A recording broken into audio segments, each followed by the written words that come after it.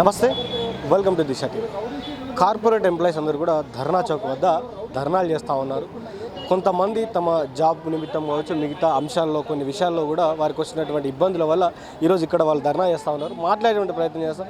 అసలు ఏం జరిగింది, దేనికోసం వాళ్ళు ఇట్లా చేశారు, కూడా దేనికి ధర్నా దిగుతూ ఉన్నారు, కార్పొరేట్ కంపెనీలో ఏసీ హాల్లో కూర్చోవాల్సినటువంటి వాళ్ళు రోడ్ల మీదకి వచ్చి ఎందుకు ధర్నాలు చేస్తున్నారు కూడా అడిగి తెలుసుకునేటువంటి ప్రయత్నం చేద్దాం. నమస్తే అండి. నమస్కారం అండి. మీ పేరు? నా పేరు భావన అండి. ఎందుకు ఇలా ప్రొటెస్ట్ చేయాల్సి వచ్చింది అని అంటే దీనికి కంపెనీసే కారణం అని చెప్పాలి, బ్యాడ్ మేనేజ్మెంట్ కారణం అని చెప్పాలి. సార్, మా పాపకి ఒంట్లో బాగాలేదు అంటే I was threatened to get back to work అండి. మోర్ ఓవర్ మెడికల్ లీవ్స్ అంటే వాళ్ళకి రెస్పెక్ట్ ఉండదు. ఒక్క మెడికల్ లీవ్ కూడా వాళ్ళు పే చేయరు. పేమెంట్స్ తీసి పక్కకు పెట్టండి సార్. ఫ్యామిలీలో హస్బెండ్కి ఒంట్లో బాగాలేదన్నా, పిల్లలకి ఒంట్లో బాగాలేదన్నా ఒక తల్లిగా నేను సెలవు కూడా తీసుకోకూడదు అనేది వాళ్ళ డిమాండ్. అలాంటి డిమాండ్స్ మనం ఎలా పాటిస్తాం సార్?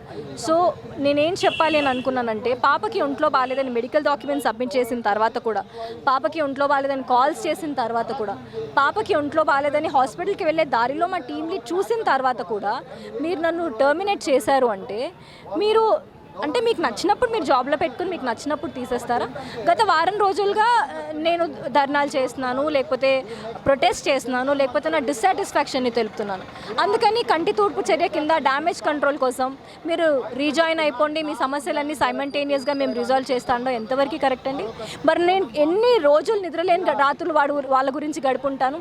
4.5 నెలలు మీరు మమ్మల్ని ఎంత టార్చర్ పెట్టారు. హెల్త్ బాగున్నప్పుడు కాన్స్టెంట్ హెరాస్మెంట్, కాల్స్, ఈమెయిల్స్, బిడ్డను ఒళ్ళో పెట్టుకుని ఈమెయిల్ రిప్లై చేయమంటారా, వాట్సాప్ గ్రూప్ రిప్లై చేయమంటారా, టీమ్స్లో రిప్లై చేయమంటారా, వాళ్ళు పెట్టే ఫోన్ కాల్స్కి ఆన్సర్ చేయమంటారా?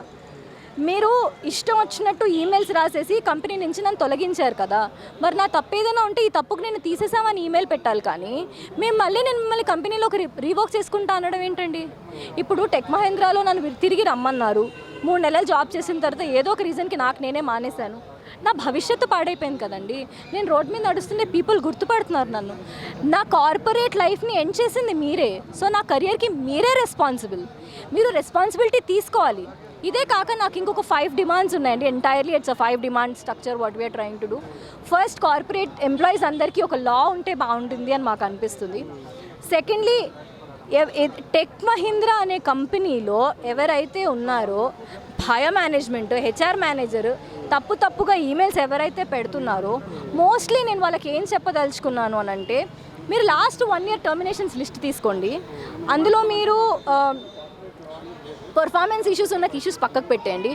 పర్ఫార్మెన్స్ లేకుండా ఎంతమందిని మీరు ఏడ్పించుకుంటూ కంపెనీ నుంచి తీసేశారు మీకు ఎనలైజ్ చేసుకోండి. ఒక క్లియర్ రిపోర్ట్ నాకు కావాలి.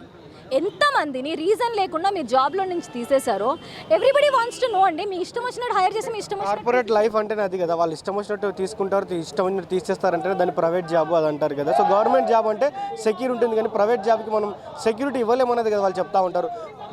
మీతో ఏమైనా అగ్రిమెంట్ ఉంటే బేస్డ్ ఆన్ దట్ అగ్రిమెంట్ ఉంటుంది. వితౌట్ అగ్రిమెంట్ ఏం చేస్తారు? అగ్రిమెంట్లో కూడా నోటీస్ పీరియడ్ ఉంటుంది కదా సార్. మీరు నోటీస్ పీరియడ్ కూడా ఇవ్వట్లేదు కదా మాకు. నేను ఇన్స్టెంట్ టర్మినేషన్ గురించి మాట్లాడుతున్నాను. మీరు మీ టర్మినేషన్స్ లిస్ట్ తీయండి ఇన్స్టెంట్గా. అదే రోజు మీరు ఎంతమందిని ఎంప్లాయ్మెంట్స్ నుంచి తీసేసారో తెలియండి. వాళ్ళ సైడ్ ఆఫ్ ది స్టోరీ కూడా వినండి. నేను అంటుంది నోటీస్ పీరియడ్ ఇచ్చి తీసేసిన ఎంప్లాయీస్ గురించి కాదు.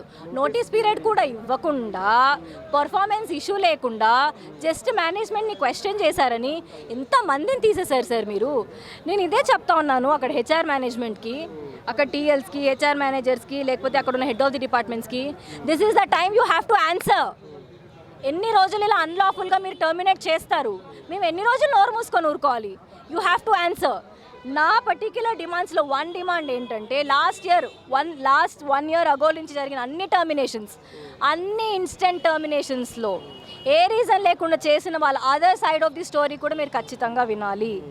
ఎవరి వల్ల అయితే ఇవాళ నేను ఇలా రోడ్ మీద ఉన్నానో, ఆ టీఎల్, ఆ హెచ్ఆర్ మేనేజర్, ఆ head of the department terminate అయిపోయేంత వరకు నేను నా ప్రొటెస్ట్ని స్టాప్ చెయ్యను. ఓకే, మీరు చెప్తున్నట్టు అందరూ అడుగుతున్నారు మీకు కార్పొరేట్లో జాబ్ రాదు, మిమ్మల్ని అందరూ గుర్తుపడుతున్నారు అని.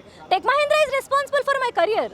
They have to compensate my career. So వాళ్ళు రమ్మంటారు, మళ్ళీ రీజైన్ అయ్యి వర్క్ చేసుకోమంటున్నారని మీరే చెప్తా ఉన్నారు కదా సార్. ఆ కంపెనీలోకి తిరిగి నేను ఖచ్చితంగా వెళ్ళను సార్. ఒక నిమిషం మీరు ఆలోచించండి. ఇంకో బ్రాంచ్ చూస్ చేసుకోవచ్చు కదా వాళ్ళకి. ఏంటి సార్? అది ఏ బ్రాంచ్ అయినా సార్, టెక్ మహేంద్రాలో ఉన్న మేనేజ్మెంట్ని కానీ టెక్ మహేంద్రాలో ఉన్న హెచ్ఆర్స్ని కానీ నమ్మే పరిస్థితుల్లో నేను లేను సార్. వాళ్ళంతా వాళ్ళే కూర్చుని మాట్లాడదామని ఒక డే స్కెడ్యూల్ చేసి 27కి రమ్మన్నారు సార్. నిన్న అడ్వకేట్స్ తీసుకుని వెళ్ళేలోపు వాళ్ళంతా వాళ్ళే మీటింగ్ క్యాన్సిల్ చేశారు.